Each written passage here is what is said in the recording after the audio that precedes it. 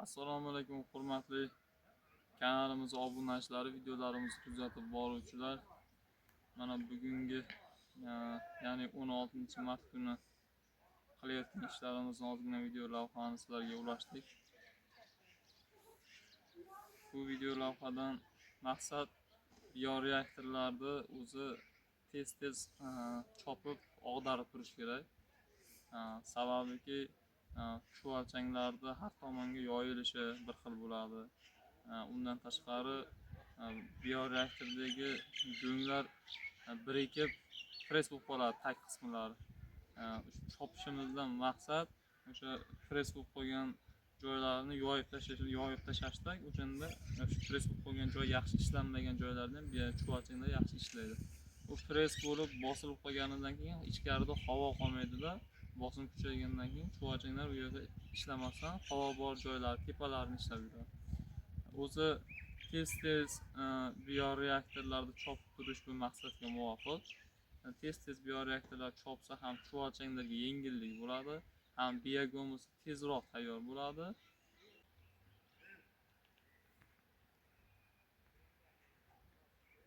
Misol uchun mana shu bioreaktordagi mana shu birinchi tashlangan go'nglarimiz 100% biogumuz holatiga kelgan.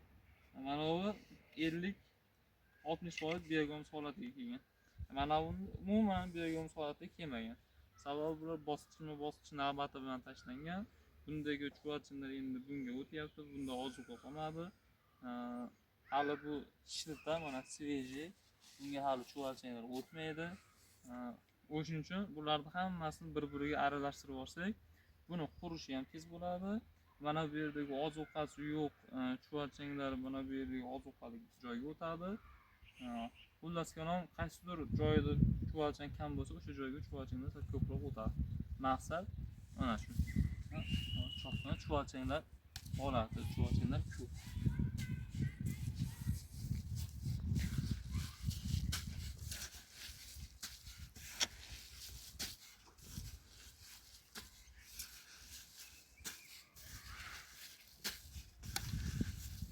Qurishi tezroq bo'ladi-da, tezroq chiriydi.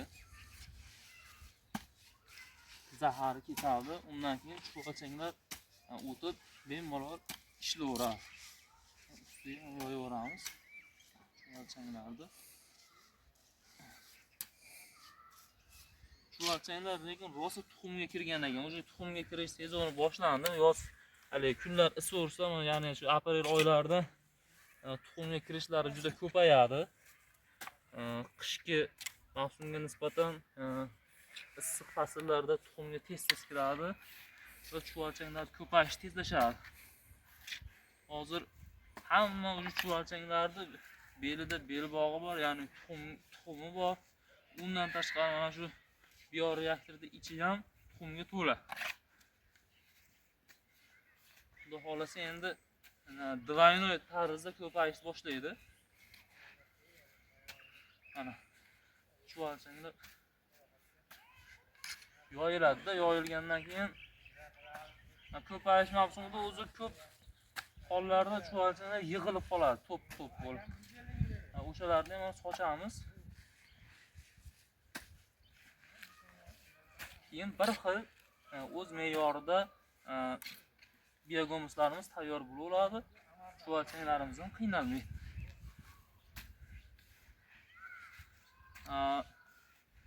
Bioreaktor qilib biogumuz bilan shug'ullanayotganlarga o'z ko'pchiligi biladi. Yangi boshlaganlar uchun mana shu maslahatimiz. Bioreaktordagi chuvalchanglar tarqaldimi? Shu 2 haftada bir marta bo'lsa ham yoki uzog'i 20 kunda bir marta bo'lsa ham chopib turish maqsadga muvofiq. O'zi tashqarida yomg'ir rosa yog'yapti bizda. Mazzaq bo'ldi, suvga to'yingan. Hali yana 1-2 kundan keyin yomg'irlik paytlar deyapti, mazza bo'ladi-da. Yomg'ir yoqqungacha ularni yoyib qo'ysak, ichkariga kirib ishlayveradi.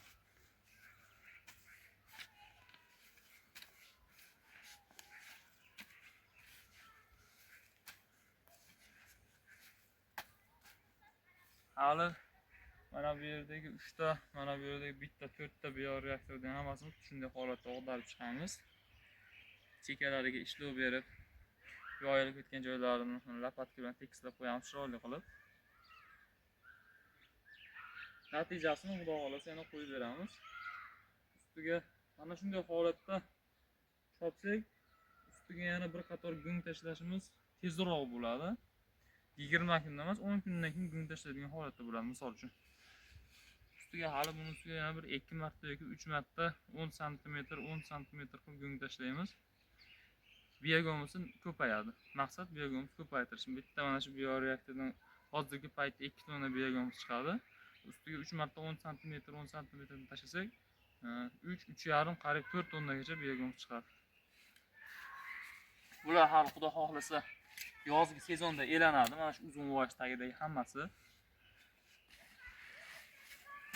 Yozda ungacha ham quriydi. Suv sachishlarni to'xtatamiz. Tayyor bo'lgan bioreaktordagi tayyor bo'lgan biogomuslarni ustiga elashdan avval 2 hafta, 3 hafta shu bilan anaqa suv sachish to'xtatamiz. Shu o'rtada shunday qilib yana bir marta cho'qib chiqamiz. Yozda issig'i jazirama bo'ladi, quritib zo'r qo'yadi. Elashga oson, elagidan keyin dahshat bo'lib o'taveradi. Hozir kimda chuvalchanglar yaxshi rivojlanmayotgan bo'lsa, bioreaktorni mukammal egallamagan bo'lsa, mana shu usulni sinab ko'ringlar.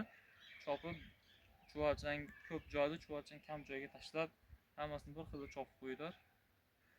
Zo'r bo'ladi rivojlanish. Sog' salomat bo'linglar, kunlaring xayrli va barakatli o'tsin.